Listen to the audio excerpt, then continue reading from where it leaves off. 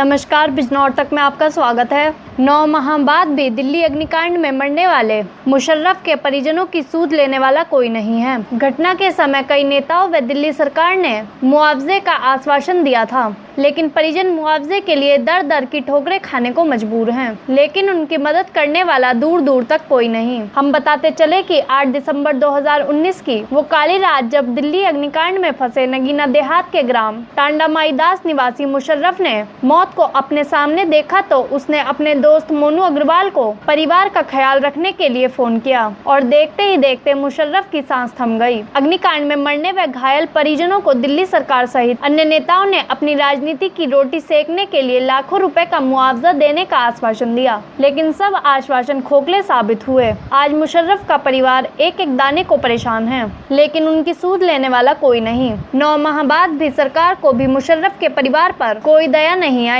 बस अपना vote bank पक्का करने के लिए उस वक्त बड़े बड़े वादे कर दिए थे। भाजपा नेताओं ने भी मुशर्रफ के परिवार को 5 लाख मुआवजा देने की घोषणा की थी, तो दिल्ली की आम आदमी पार्टी ने भी 2 लाख रुपए का मुआवजा देने की घोषणा की थी, पर यह सभी योजनाएं हवाई साबित हुई। आज 8 महीने पूरे होने को हैं, पर पीड़ित परिवार को कोई मुआवजा नसीब नहीं हुआ, जिससे मृतक मुशर्रफ का परिवार परेशानियों के बीच अपनी गुजर बसर करने को मजबूर है।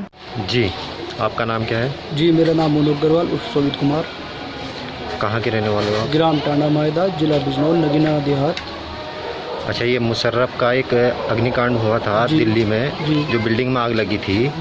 उस वक्त आपसे एक कॉल पे बात हुई थी। जी, क्या बात हुई थी आपसे? बात ये हुई थी कि सुबह 5:15 बजे समथिंग भाई का फ़ोन आया था और फ़ोन आके उसने कहा मैं आज मरने वाला हूँ और मेरे बच्चों का ध्यान रखना।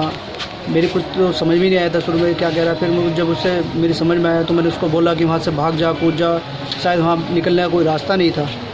तो वहाँ से मैंने उसे कहा भी फायर ब्रिगेड को फ़ोन कर दे, तो कह रहा है कि नीचे खड़े हैं लोग, कर रहे हैं। तो मगर बोला घर से चल दे, हम लोग यहाँ से प्रधान जी, हम और उनके साधु साहब 2-4 बंदे हम जो थे सब साथ में चले गए।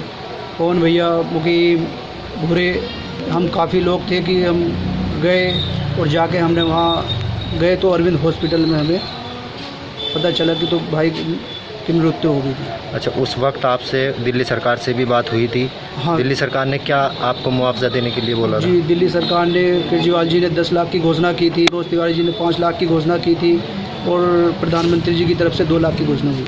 अच्छा, आपको अभी तक मुआवजा नहीं मिला? अभी तक कुछ नहीं। आप कहाँ कहाँ गए हो? हम दिल्ली में हम कई बार चक्कर लगा चुके हैं। मृत्यु प्रमाण पत्र बनवाने के लिए भी हमने कागज डॉक्यूमेंट्स एक एक पूरा करके हमने सब पहुंचा दिए हैं। अभी तक आपको मुआवजा नहीं मिला? जी, 8 तारीख में 8 महीने हो जाएंगे। तो आप क्या चाहते हो? जी, मैं जल्दी से जल्दी, उसके छोटे छोटे बच्चे हैं, मैं चाहता हूँ कि सरकार से मेरी गुजारिश है कि मुआवजा जल्दी से जल्दी मिल जाए। घर में कितने सदस्य हैं? घर में सदस्य इनके कुल मिला के 6 जने हैं। एक उनकी अम्मी है मुशर्रफ की, एक उनकी वाइफ है, 4 बच्चे हैं, एक बेटा है, 3 बेटी हैं। घर में पुरुष कोई नहीं है? पुरुष कोई नहीं है। उनके अब्बा जो थे वो एक्सपायर हो गए थे 1 साल पहले। जी अम्मा जी, आप मुशर्रफ की माता जी हैं? अच्छा, मुशर्रफ के जाने के बाद परिवार की गुजर बसर कैसे चल रही है? ऐसे कैसे चल रही है? अच्छा, ये बच्चे मुशर्रफ के बच्चे हैं?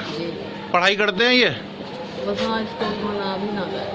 अभी पढ़ाई नहीं कर रहे? सरकार ने कुछ मुआवजे की बात की थी, मिला कुछ मुआवजा? कुछ नहीं, कहीं से कुछ मिला ही नहीं? कुछ नहीं।